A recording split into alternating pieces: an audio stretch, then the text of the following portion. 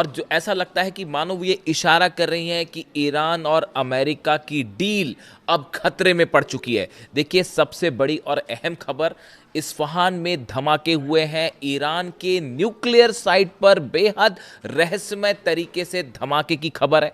बताया जा रहा है कि यह धमाका इस्फहान के एक मिसाइल साइट पर हुआ है। हालांकि इसको लेकर ईरान की तरफ से कोई बयान सामने नहीं आया है, लेकिन जो खबरें बाहर आई उसके मुताबिक इस्फहान में एक मिसाइल साइट में जबरदस्त धमाका हुआ है और उसके बाद वहां पर आग की लपटें भी दिखाई दी। देखिए, कल इसी तरह हॉर्मूज में 3 धमाके हुए थे जो कि बेहद रहस्यमय थे, और उसके बाद इस्फहान में धमाका हुआ है। गौर करने वाली बात यह है, इस्फहान ईरान का वो न्यूक्लियर साइट है जहां पर एनरिच्ड यूरेनियम दबे होने की खबरें आई हैं।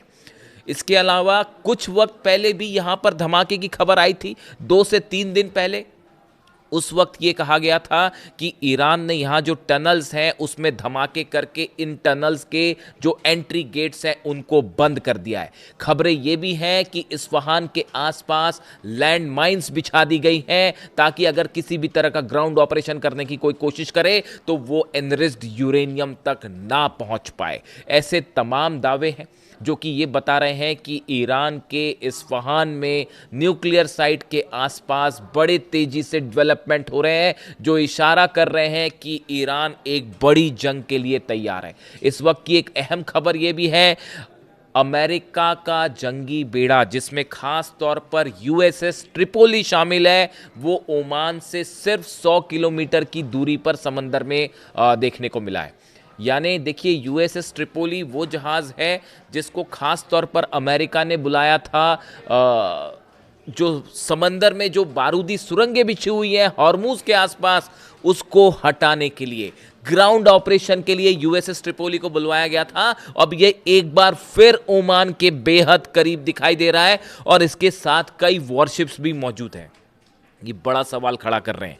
इसके साथ ही ईरान की सेना के प्रवक्ता अरकमी निया की वार्निंग आई है कि अगर फिर से किसी तरह का धोखा देने की कोशिश की अमेरिका ने तो इस बार पहले से भी भयानक जंग होगी। सीधा सीधा वार्निंग ईरान की तरफ से दे दी गई है। और इसके साथ ही ये बात भी कही जा रही है ईरान की तरफ से, ईरान की सेना ये कह रही है कि इजराइल का जो ग्रेटर इजराइल का प्लान था, नेतन्याहू का जो ग्रेटर इजराइल का प्लान था, वो हमने फेल कर दिया है। जो लेबनान की ज़मीन हासिल करके, सीरिया की ज़मीन हासिल करके, गाज़ा की ज़मीन हासिल करके, एक बड़ा आसपास के कई देशों की ज़मीन को अपने में मिला के एक ग्रेटर इजराइल बनाने का जो प्लान था वो ईरान की सेना ने फेल कर दिया है। इस तरह की बात सामने आई है। इसके अलावा इस्माइल कानी कुद्स फोर्स के जो चीफ हैं, उनकी तरफ से भी अहम बयान आया है कि ईरान आने वाले वक्त में हिजबुल्लाह, हमास और हूती तीनों को मजबूत करेगा, तीनों का साथ दिया जाएगा, समर्थन दिया जाएगा और इजराइल का जो एक्शन है उसके खिलाफ तीनों को मजबूत किया जाएगा। यानी एक बार फिर ईरान अपने सहयोगियों के साथ खड़ा दिखाई दे रहा है और जो रेजिस्टेंस फोर्स वो कहता है, ईरान की तरफ से कहा जाता है, उन सबको मजबूत करने का एक बड़ा प्लान तैयार हो चुका है और ईरान ने मदद करनी शुरू कर दी है। इसके अलावा एक और अहम बयान सामने आया है। सीआईए डायरेक्टर हैं जॉन रेडक्लिफ, इनकी तरफ से डोनाल्ड ट्रंप को एक प्रकार का अलर्ट दिया गया है। सीआईए डायरेक्टर का कहना है कि आप लाख कोशिश कर लें लेकिन ईरान के न्यूक्लियर प्रोग्राम को आप नहीं रोक पाएंगे। ये बातें सामने आई हैं सोर्सेस से कि सीआईए के डायरेक्टर जॉन रेडक्लिफ ने डोनाल्ड ट्रंप को ये कहा है कि आप चाहे डील करके कोशिश कर लीजिए, चाहे जंग करके कोशिश कर लीजिए, ईरान अपना न्यूक्लियर प्रोग्राम नहीं रोकेगा। ये बेहद अहम और बेहद बड़ी खबर है। इसके अलावा 2 बयानों का जिक्र, जो ऐसे बयान हैं जिन्होंने पूरी डील के ऊपर एक बड़ा क्वेश्चन मार्क लगा दिया है और कई बड़े सवाल खड़े कर दिए हैं। देखिए, राष्ट्रपति डोनाल्ड ट्रंप का एक नया बयान सामने आया है। उन्होंने ये कहा है कि ईरान की तरफ से जो ये बातें सामने आई या ये जो बात चर्चा में है कि अमेरिका ईरान को $300 अरब का फंड देगा, इस तरह की बात सामने आई थी कि जो नुकसान हुआ है ईरान को जंग में, उसके बदले इस डील के तहत, एमओयू के तहत 300 अरब डॉलर दिए जाएंगे, अमेरिका देगा ईरान को। अब डोनाल्ड ट्रंप कह रहे हैं ऐसा कोई वादा हमने नहीं किया है, हम कोई पैसा नहीं देने जा रहे हैं। ये बेहद हैरान करने वाली खबर है। देखिए, और हालांकि बात तो ये भी हुई कि उन्होंने ये जो 300 अरब डॉलर की बात थी, 300 बिलियन डॉलर्स की बात थी, लेकिन डोनाल्ड ट्रंप ने जब बयान दिया तो वो इसको 300 मिलियन डॉलर, 300 मिलियन डॉलर कह रहे हैं। यानी डोनाल्ड ट्रंप बिलियन को मिलियन बना दे रहे हैं। और उसके बाद कह रहे हैं कि हमने इस तरह का कोई वादा किसी एमओयू में नहीं किया है, यानी अमेरिका कोई पैसा ईरान को नहीं देने जा रहा है। ये बेहद हैरान करने वाला बयान है। क्या इसका मतलब ये है कि एमओयू को लेकर ईरान और अमेरिका के बीच में कोई अंडरस्टैंडिंग नहीं है? और क्या अभी से अमेरिका अपनी बातों से मुकरना शुरू कर चुका है? क्या एक बार फिर धोखा मिलने वाला है? मैं इसलिए शुरू से कह रहा था कि ये डील में जब तक ट्रांसपेरेंसी नहीं होगी, ये डील नहीं हो सकती। ऐसे में कैसे ईरान के लोग विश्वास कर ले डोनाल्ड ट्रंप पर, अमेरिका पर या इजराइल पर? इजराइल लगातार हमले कर रहा है, लेबनान में बमबारियां जारी है, वहां पर लोगों को मारा जा रहा है, गाजा में छोटे छोटे बच्चे अब भी मर रहे हैं। इन हालात में कैसे ट्रस्ट किया जा सकता है इन पूरी बातों पर? यही ईरान के 9 करोड़ लोग पूछ रहे हैं कि हम कैसे विश्वास करें। यही बात अली खामेनी साहब ने हमेशा कही कि अमेरिका के किसी दावे पर, किसी वादे पर विश्वास नहीं किया जा सकता। और अब देखिए, अभी 48 घंटा हुआ इस एमओयू की बात सामने आए और डोनाल्ड ट्रंप की तरफ से बयान आ गया है कि 300 बिलियन डॉलर्स की कोई बात ही नहीं कही, वो तो बिलियन को मिलियन बना दे रहे हैं कि हमने ऐसा कोई वादा नहीं किया। हालांकि अमेरिका की तरफ से, जेडी वेंस की तरफ से इस तरह के कुछ बयान आए हैं कि ये पैसा जो है वो अरेबियन कंट्रीज दे सकती है। ये भी बड़े हैरान करने की बात है। यानी कि एमओयू में क्या है, यही ईरान की जनता लगातार ये मांग कर रही है कि पहले इस एमओयू को आप सार्वजनिक करिए, उसके बाद ये तय करिएगा कि इस पर डील करनी है कि नहीं करनी है।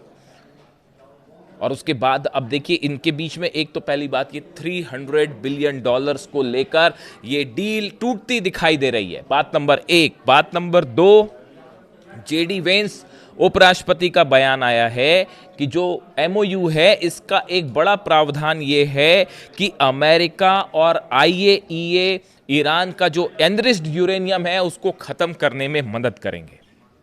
यानी जेडी वेंस दूसरे शब्दों में ये कह रहे हैं कि आईएईए के रिप्रेजेंटेटिव इस्फहान जाएंगे, ईरान के अंदर जाएंगे, साथ में अमेरिकी सैनिक भी अंदर जाएंगे और वो वहां से उस यूरेनियम को निकालेंगे और उसको खत्म करने में मदद करेंगे।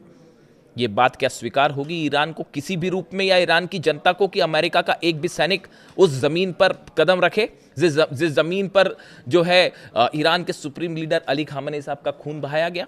क्या उस जमीन पर एक भी अमेरिकन सोल्जर्स को पैर रखने की इजाजत दी जा सकती है? क्या कोई भी ईरानी इस बात से सहमत होगा? कतई नहीं होगा। तो ये यूरेनियम खत्म करने वाली जैसी जो बात है, ईरान की तरफ से कहा गया कि जो 60 दिन का टाइम था उस पर चर्चा होगी, और यहां डील के पहले ही बात शुरू हो गई है कि उसको खत्म कर दिया जाएगा। इस मामले को लेकर, ईरान के यूरेनियम को लेकर, न्यूक्लियर प्रोग्राम को लेकर, और 300 मिलियन डॉलर की जो 300 बिलियन डॉलर की बात है जिसे ट्रंप मिलियन बता रहे हैं, इसको लेकर ही बेसिक मुद्दों पर जो है एक मत दिखाई नहीं दे रहा। इसीलिए अब्बास अराक्ची साहब कह रहे हैं कि एक हिस्ट्री रही है अमेरिका की अपने वादों से मुकरने की। अली खामेनी साहब ने हमेशा ये बात कही कि अमेरिका के किसी भी बात पर विश्वास नहीं किया जा सकता, और इसीलिए वो डील नहीं करना चाह रहे थे। और आप देखिए, एक बार फिर उनकी बात सही साबित होती दिखाई दे रही है कि जेडी वेंस जो कह रहे हैं कि, और देखिए फिर वही बात, एक बार फिर अली खामेनी साहब का जिक्र हुआ है। उन्होंने हमेशा ये बात कही कि अमेरिका जब भी कोई डील करता है तो वो चर्चा के पहले ही ये तय कर देता है कि इसका अंत क्या होगा, रिजल्ट क्या होगा। और वैसे ही देखिए, एक बार फिर ईरान कह रहा है कि चर्चा करेंगे, अमेरिका ने पहले से ही तय कर दिया कि आईएईए के प्रतिनिधि अंदर जाएंगे, अमेरिका के सोल्जर अंदर जाएंगे और मदद करेंगे ईरान का उस यूरेनियम को, उसको खत्म करने में।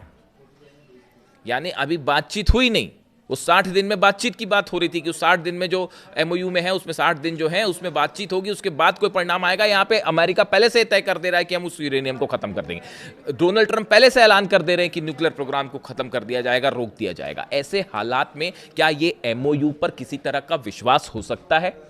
कतई नहीं हो सकता। और अगर किसी तरह की डील ईरान करता है तो ये बेहद ही सावधानी के साथ करने वाली बात है। अगर आप यूरेनियम, देखिए यूरेनियम को लेकर अभी तक ईरान की तरफ से कोई बात सामने नहीं आई है। ईरान बार बार ये कह रहा है कि यूरेनियम पर कोई बात ही नहीं है, न्यूक्लियर मुद्दे पर अभी कोई बात ही नहीं है।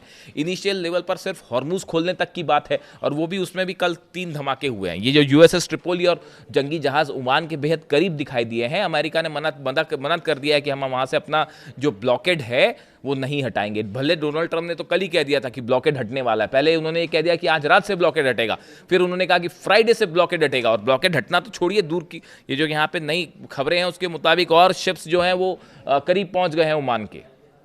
ऐसे में कौन सी बात पर विश्वास किया जाए। और अब ये $300 बिलियन वाली जो बात सामने आई है, देखिए इसमें एक और चीज है कि जेडी वेंस ये कह रहे हैं कि अरब देश जो हैं वो चाहे तो ईरान को ये पैसा दे सकते हैं, यानी कि पर्दे के पीछे आप किसी तरह की डील करने की कोशिश कर रहे हैं। और ऐसी डील पे क्या विश्वास किया जा सकता है? हालांकि ये बात सच है कि अरब देश जो हैं अब वो अमेरिका पर विश्वास नहीं करते। यूएई पर ईरान ने हमले क्यों नहीं किए दूसरे दौर में, ये शायद आप सब जानते ही होंगे, मैं कहना नहीं चाहता इसको, लेकिन यूएई की लीडरशिप ईरान से घबराई हुई है, ये बात सच है।